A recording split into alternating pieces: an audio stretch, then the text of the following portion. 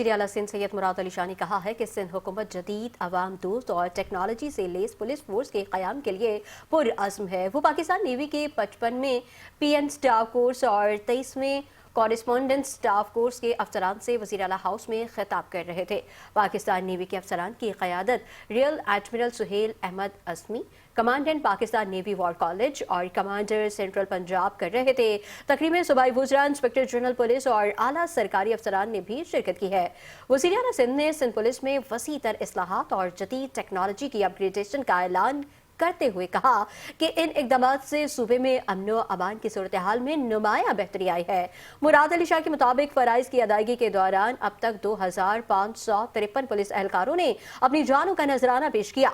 वज़ीर आला सिंध ने बताया कि जनवरी 2024 से नवंबर 2025 के दौरान स्ट्रीट क्राइम्स में 44% से ज़ायद, जबकि डकैती के दौरान अमवात और जख्मियों में 60% से ज़ायद कमी रिकॉर्ड की गई है।